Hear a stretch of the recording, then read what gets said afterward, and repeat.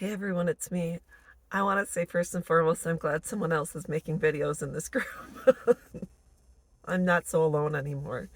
But I want to talk about how to gauge if you are in a healthy or unhealthy relationship. And you'll have to excuse me. I just worked out and so I got my sweat on.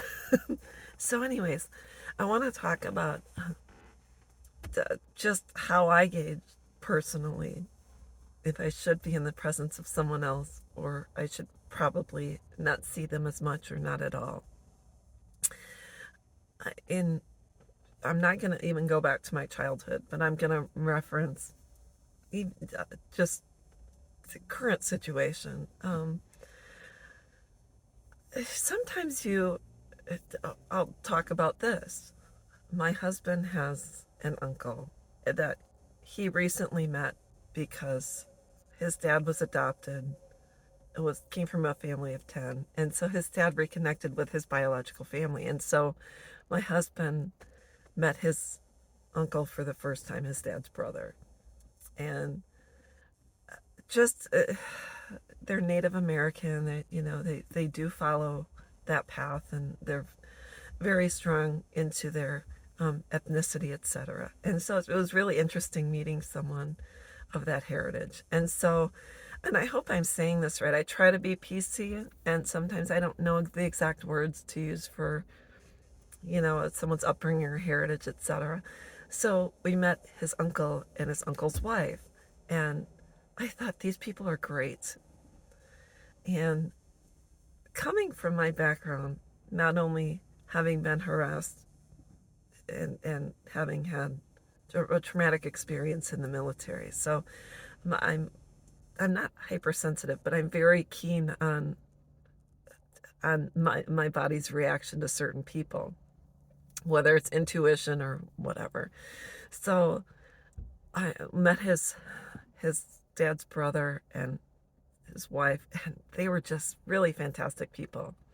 And so then we were invited up to their place in Green Bay, Wisconsin, and they took us around by the Packer Stadium, Lambeau Field, and went out to eat, and we stayed in their home. Just really nice. And so initially, I felt comfortable and I felt safe, and it wasn't too soon after that the crowds were gone and we were kind of hanging out alone with them and even around other people. No, they came to our house and things took a turn for the worst. He said we were all playing cards and we love to play cards. And so it was my husband and we were on a team, and then his uncle and his uncle's wife were on a team. And so his uncle was adjacent to me on my right. And he's not a very good loser. And nobody is really. But for some odd reason, because I kept winning, he started to get aggressive with me, and I would be drinking this glass of water. It was a glass, a glass, not a plastic cup. And when I had it up to my lips, he would knock my elbow so it would go into my mouth. And I was afraid of getting cracked teeth. And I said, this is really weird, and knock it off. And I won a bunch of chips. So he'd throw my chips on the floor and just became overly aggressive. And we don't know why. And started to not just do it once, but continually over and over. And then, I'd had, my body was saying, this is not good. This is no bueno, no good at all. And so I was done. I said to my husband, I hope to God they leave early tomorrow, because they were spending the night, and I just said, I hope to God they're leaving early. And so then I went out to clean off our cars. I think it had snowed or something.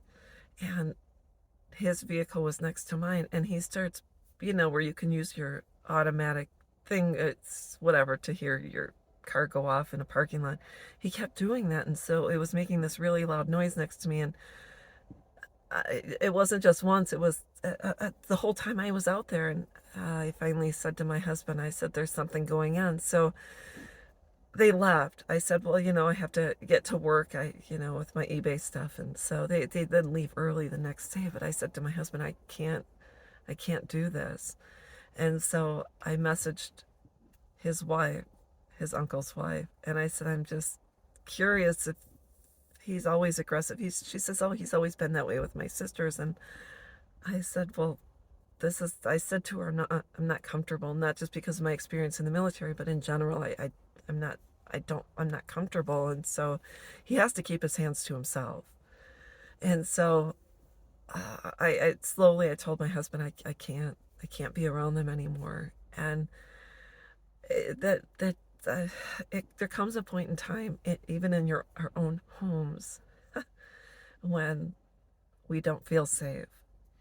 And that's just the way it is. So if you're not feeling safe in your own home, you have to figure out how you can learn to use your voice and say this is not happening anymore. But when it comes to abusive people, whether it's like my husband's uncle or our own children or our spouses or family members, abusive people are that way because they've been allowed to behave that way. And when someone stands up to them, there's normally a volatile reaction to that. And you've seen women that have gotten out of abusive relationships where they've had their lives taken. So when it comes to people that are abusive, the only people we can change it is ourselves, because when you say no to an abuser, it's not taken lightly. And second of all, we don't have to live that way. I told my husband, I said that I'm going to run this past you. I don't feel safe around your uncle. And he said, I noticed that too. So my husband, who is my protector, agreed with me and said he would never, ever allow his uncle to do that again. So I'm just saying our bodies will let us know when we're not in the presence of someone who's safe. And when it's our own children, it's the saddest thing, because the last people we should be afraid of is our own children. But a lot of times when our children are harming us or abusive to us, it's only because they've been allowed to abuse us, maybe since childhood, through a spouse. Maybe someone else encouraged them to abuse us.